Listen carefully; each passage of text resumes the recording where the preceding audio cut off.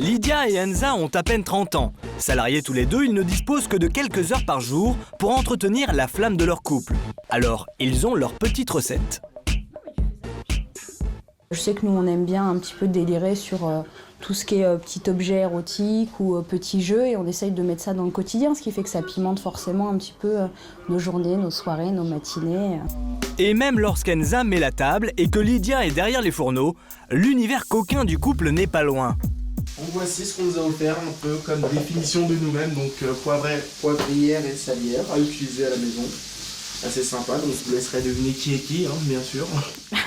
Mais c'est dans la chambre que se cachent les petites trouvailles que Lydia a dénichées. Des objets qui se trouvent dans son tiroir à malice. C'est de mon côté, c'est-à-dire que c'est moi qui ai la maîtrise des objets. Par exemple, pour parfaire ce petit massage, on a une huile, je crois que c'est du silicone, donc c'est une matière qui est très agréable, en plus qui est hydratante. C'est une poudre à la fraise qu'on met sur le corps après ce gel-là, parce que comme ça tient mieux. Et en fait, c'est une petite plume de coque et on caresse délicatement le corps, et ça, c'est super agréable. Juste même au niveau de la détente et de l'éveil des sens, des petites choses à mettre sur le corps pour les filles. Toudou. En fait, l'éveil des sens, c'est surtout la spécialité de Lydia. C'est elle qui a emmené son homme sur ce terrain très particulier. Je veux pas être élément lanceur sur ce type d'objet, je suis assez pudique quand même, je suis assez pudique dessus, donc je profite que Lydia justement ait un peu plus cet attrait vers ce genre de choses pour me pousser là-dedans. Et aujourd'hui, c'est encore à l'initiative de Lydia que le couple part en quête d'une nouvelle idée coquine. Sa destination, ce magasin parisien qu'on appelle un love store. C'est vrai que c'est marrant, hein ? Attention, ici on ne vous vend pas du sexe vulgaire, mais un concept beaucoup plus élaboré, le développement durable du couple. À peine arrivés, Lydia et Enza sont immédiatement prises en main par Nadège, l'une des vendeuses de cet endroit branché. Je sais pas si vous avez déjà senti. Ça sent super. Ça s'appelle l'huile affolante. On en met un petit. Et ce premier produit qu'elle leur présente les séduit totalement. Ah ouais, non, ça sent super bon. C'est une huile en fait qui permet de se mettre en train pour avoir des moments agréables avec son partenaire. Encore plus fort pour redynamiser son couple, le kit du parfait striptease réussi, comme dans les films. On est souvent un petit peu bluffé par certaines dames au cinéma qui prennent la barre, vont faire des jolis shows. Donc on a le petit kit pole dancing, merveilleux. C'est-à-dire la petite barre qui va permettre à madame de se lâcher.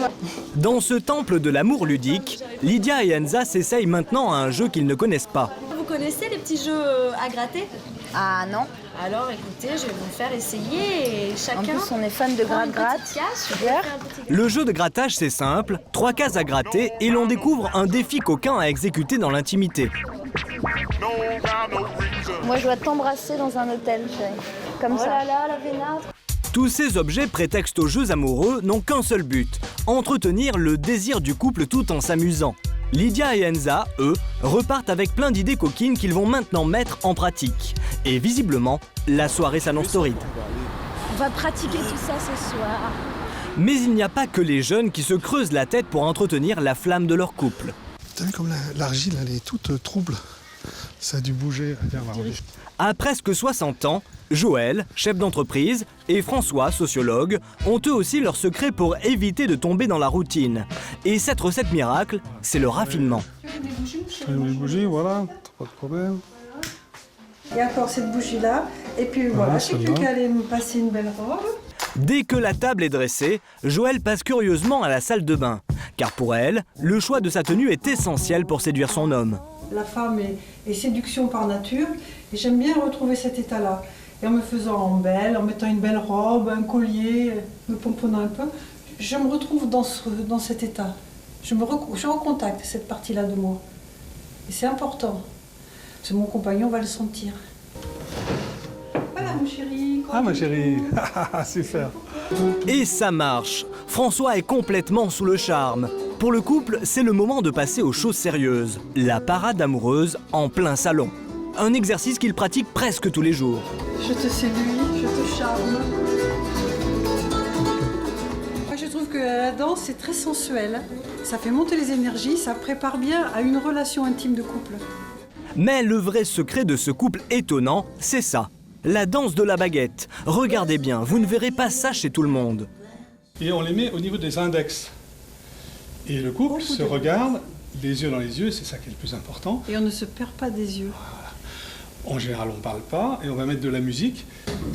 Les regards sont intenses, la concentration maximale, l'attention sans relâche. À ce moment-là, Joël et François sont seuls au monde. Et là, vraiment, on communique très profondément. Parce qu'il y a le regard. Prendre le temps de se regarder, c'est évident. Il suffisait juste d'y penser. Ouh, ça chauffe là. Encore plus chaud, au coin du feu. Le salon est à 24 degrés, des conditions idéales pour une séance de massage très intime. Cette fois, nos deux tourtereaux paraissent carrément au bord de la transe. Je chauffe mes mains, toujours, je prépare mes mains. Je chauffe mes mains, je les prépare, et je m'approche tout doucement de son territoire intime.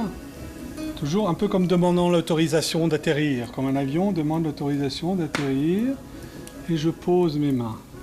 Ce massage détente, c'est une pause indispensable dans la vie du couple. Avec le temps, c'est même devenu une nécessité. Il n'y a pas de technique, surtout pas. Je cherche mon plaisir quand je masse l'autre. Et si je trouve mon plaisir, moi, je donne du plaisir à l'autre. C'est réciproque. Massage, danse, raffinement, jeu coquin, tous les moyens sont bons pour lutter contre la monotonie du couple. Pimenter une vie à deux, c'est donc surtout une affaire d'imagination et d'attention réciproque. Et ça, on dira ce qu'on voudra, mais c'est vraiment à la portée de toutes les bourses.